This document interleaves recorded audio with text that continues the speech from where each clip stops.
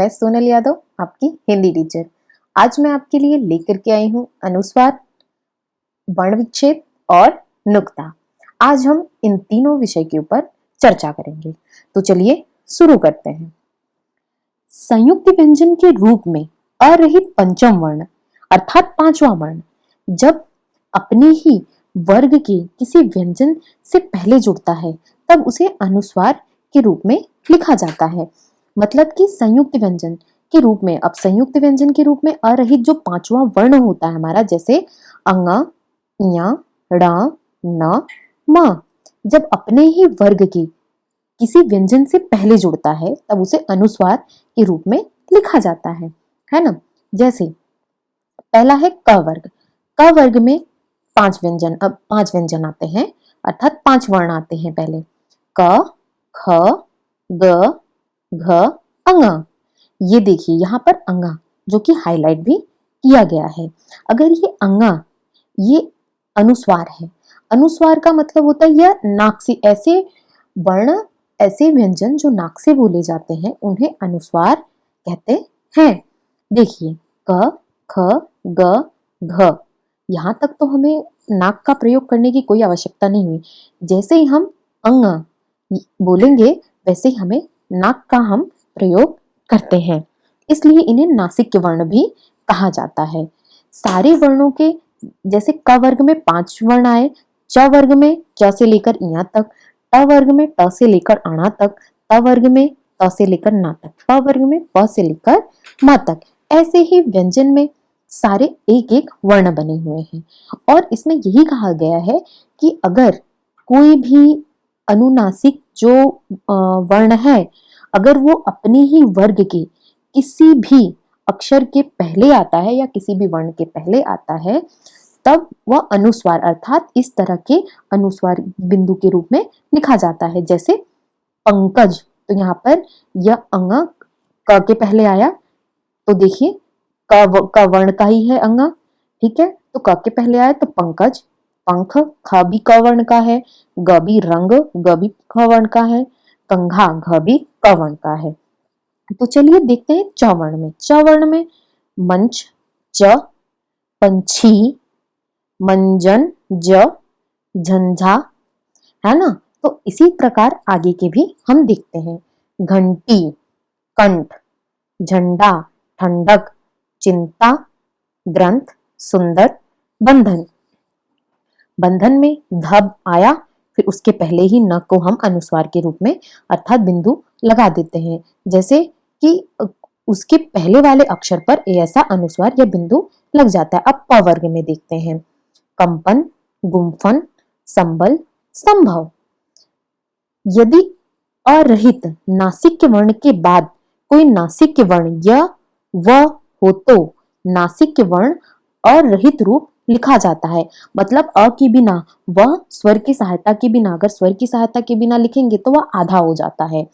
उसके नीचे या तो हलंत लगता है या तो उसके बाद जो भी वर्ण आते हैं उसमें वह आधा जुड़ जाता है। जैसे नासिक्य प्लस नासिक्य वर्ण, अगर दो नासिक्य वर्ण नाक से बोले जाने वर्ण अर्थात कि अनुस्वार वर्ण अगर आते हैं तो देखिए अन्न, तो इसमें आधा ना फिर पूरा ना लिखा है, तो इसी तरह से ये जुड़ जाते हैं। निम्न, जैसे ये न, अन्न में तो दोनों सेम थे, एक जैसे ही थे, न, न, तो ये आधा ना पूरा ना हो गया।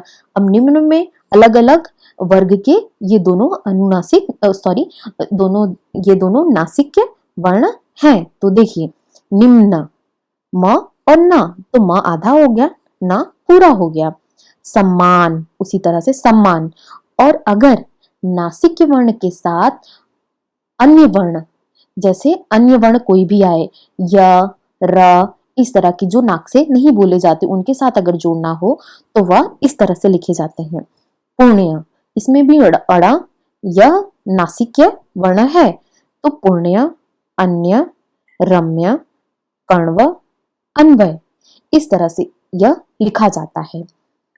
य, र, ल, व, श, ख, श, ह के पूर्व सम उपसर्ग लगने पर म के स्थान पर अनुस्वार ही लगता है। जैसे देखिए अगर यर, लव, श, ख, श, ह से पूर्व मतलब इसके पहले अगर किसी भी शब्द में या किसी भी वर्ण में सम उपसर्ग मतलब उसके पहले अगर सम आता है तो म के स्थान पर जो सम में म लिखा है उसके स्थान पर यह अनुस्वार ही लगता है, यह ऐसा बिंदु ही लगता है। जैसे सम प्लस यम संयम, सम प्लस वाद संवाद, सम प्लस हार संहार, सम प्लस रक्षक संरक्षक, सम प्लस शय संशय, सम प्लस लग्न संलग्न, सम प्लस सार संसार।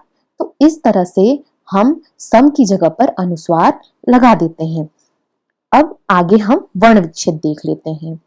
जैसा कि मैंने पहले की वीडियो में बताया है और आप सब अपनी पिछली कक्षा में भी सीख चुके हैं, वर्णों का जो सार्थक समूह होता है उसे शब्द कहते हैं या वह शब्द कहलाता है। शब्द के वर्णों को अलग अलग करके लिखना ही वर्ण विच्छेद कहलाता है। जैसे शब्दों के जो वर्ण है, शब्द है स्वर व्यंजन दोनों से बने होते हैं, तो उसमें स्वर व्यंजन को अलग करने की जो प्रक्रिया होती है उसे ही हम वर्ण विच्छेद कहते हैं। वर्ण का मतलब होता है अक्षर, विच्छेद का मतलब होता है अलग करना, खंडन करना। जैसे यहाँ पर पहला शब्द दिया गया है भाषा। भाषा में देखिए भ के आगे आ की मात्रा है, फिर श पे आ की मात्रा। तो देखिए भ को अगर हमें अरहित रूप दिखाना है तो उसके नीचे हमने अलंत लगाया, प्लस आ, मात्रा किसकी है आ की, तो हमने आ लिख दिया, प्लस श लिखा, स का अरहित रूप दिखाना है हमें तो हमने फिर से हलंत लगाया और आ। क्योंकि अगर हमें व्यंजन को स्वर के बिना लिखना है तो हमें उसके नीचे व्यंजन के नीचे ये हलंत लगाना होता है। और अगर हमें व्यंजन को अ के बिना लिखना है तो मतलब व्यंजन को स्वर की सहायता के बिना लिखना है तो हमें क्या करना होता है, उसके नीचे इस प्रकार का यह हलंत चिन्ह लगाना होता है। और जो हमारे स्वर होते हैं वह स्वतंत्र होते हैं, वह अपने आप ही बोले जाते हैं, उनके नीचे हमें यह हलंत लगाने की आवश्यकता नहीं होती है। दूसरा है सूर्य। जैसे सूर्य में स के नीचे बड़े ऊ की मात्रा लगी हुई है, फिर र, ये यहाँ पर र लगा हुआ है, फिर यह है, तो हम इसका उच्चारण किस प्रकार कर रहे हैं, सूर्य। तो इसका हम वर्ण इस वर्ण का हम इसका वर्ण विच्छेद भी हम इसी प्रकार करेंगे। स व्यंजन है तो उसके नीचे हलंत आएगा, प्लस उ स्वर है तो उ के नीचे कोई हलंत नहीं आएगा, प्लस र भी हमारा व्यंजन है तो र के नीचे हमने हलंत लगाया, प्लस य के नीचे हलंत प्लस आ, है ना, तो सूर्य।